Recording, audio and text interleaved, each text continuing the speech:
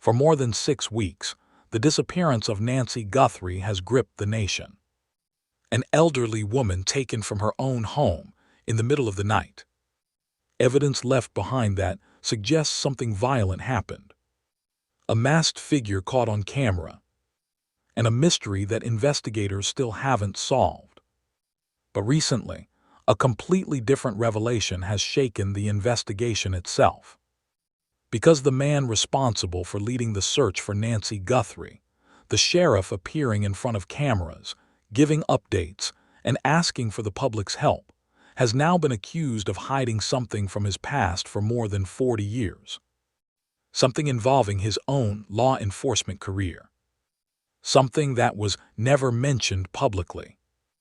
And something that raises difficult questions about the leadership of one of the most closely watched investigations in the country. Before we dive deeper into the story, I'm curious about something.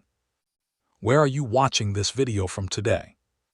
Drop your city, state, or country in the comments. It's always fascinating to see how far these stories travel and how many people around the world are following the search for answers. Now, to understand why this new discovery matters so much, we need to go back to the beginning of the case.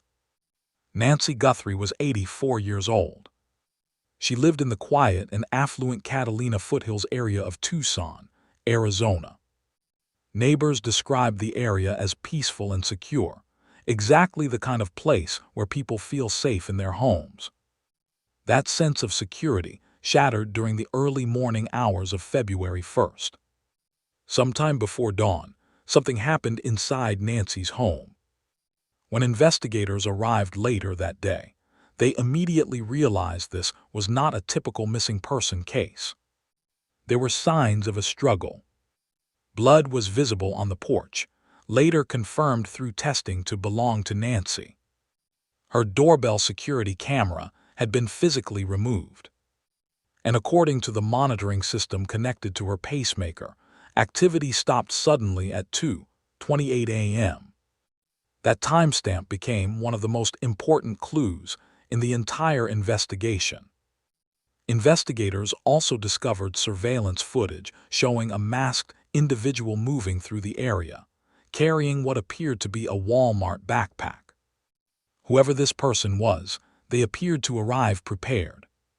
Prepared enough to disable cameras.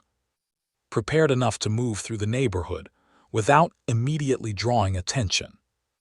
And prepared enough to vanish before anyone realized what had happened. The response from law enforcement was immediate. Local authorities launched a full-scale investigation. The FBI joined the effort. Investigators reviewed thousands of hours of surveillance footage from homes and businesses. They collected tens of thousands of tips from the public. Nancy's family offered a $1 million reward for information, leading to her safe return. The FBI added another $100,000 reward. For a brief moment, it seemed like the case might be solved quickly. But as days turned into weeks, that optimism began to fade. 30 days passed. Then 35. Then nearly 40. And despite the enormous resources involved, the investigation had still not produced a suspect. During this entire time, one person consistently stood in front of the cameras delivering updates to the public. He appeared in press conferences and interviews, reassuring the public that investigators were making progress. In one interview, when asked whether the case was getting closer to being solved, he answered simply, "Investigators were definitely closer." It's a phrase he repeated more than once. But details about what closer meant were never fully explained. And then journalists started looking into the sheriff himself. Earlier this week, reporters from the Arizona Republic obtained a series of official documents tied to Sheriff Nanos' earlier law enforcement career. What they discovered quickly raised eyebrows.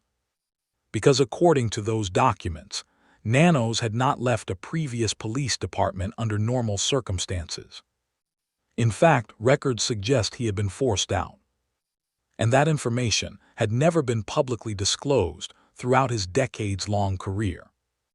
To understand why this revelation is so significant, we have to rewind more than 40 years, back to time long before Chris Nanos became sheriff in Arizona, back to the late 1970s and early 1980s, back to El Paso, Texas. Before moving to Arizona, Chris Nanos worked as a police officer with the El Paso Police Department. That part of his career has always been publicly known. His time in El Paso appeared on his resume and professional biography. But according to the newly obtained documents, the way his time there ended was very different from how it was presented. Records indicate that Nanos resigned in lieu of termination. In simple terms, that means the department was preparing to fire him. But instead of formally terminating him, he was allowed to resign first. This kind of arrangement happens in many professions, but in law enforcement it carries particular significance. Because police departments maintain extremely detailed records of disciplinary actions. Every complaint, every investigation, every internal review generates paperwork. By the time an officer reaches the point of possible termination, there is usually a documented history behind that decision. And according to the records, that appears to be exactly what happened here. The documents obtained by journalists describe multiple disciplinary incidents during Nanos' time in El Paso. One issue listed was insubordination. In a police department, insubordination means refusing to follow orders from superior officers.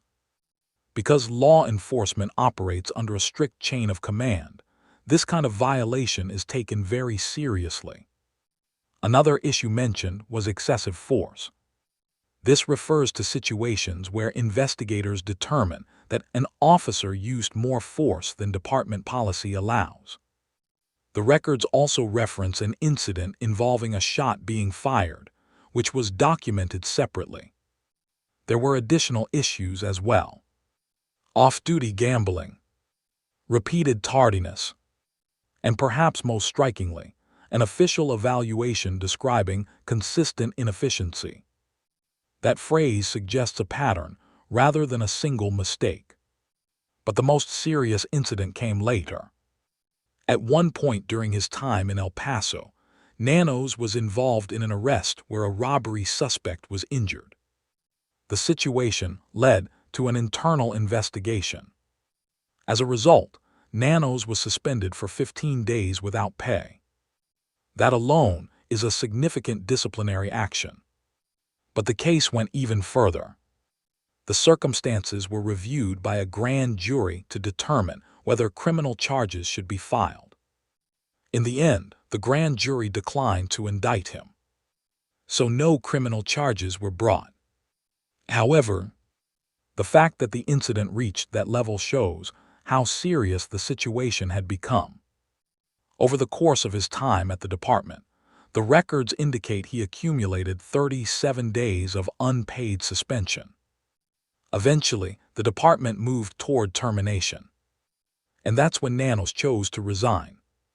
The year this happened, according to the records, was 1982. But there was another detail that immediately stood out.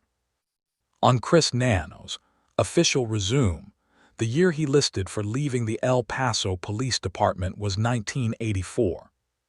But the documents say he resigned in 1982. That creates a 2-year discrepancy.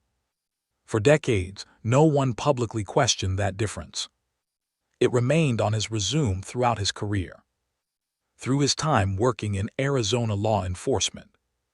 Through his political campaigns. Through interviews and press appearances. And through his eventual election as sheriff. But once reporters noticed the discrepancy, they reached out to him for comment. His response surprised many observers. When asked about the records, Sheriff Nanos did not deny their existence. But he also didn't offer a detailed explanation. Instead, he dismissed the inquiry, suggesting that digging into decades-old employment records was equivalent to investigating childhood school discipline. He described the investigation into his past as a hit piece. Shortly after the story was published, the Pima County Sheriff's Department released a statement. They did not dispute the records. Instead, they said the incorrect dates on the sheriff's resume were the result of clerical errors. The resume has since been corrected. But for many people following the case, the explanation left lingering questions. The timing of this discovery is important, because even before the resume issue surfaced, the Nancy Guthrie investigation had already faced criticism over several decisions. One issue involved the initial crime scene security.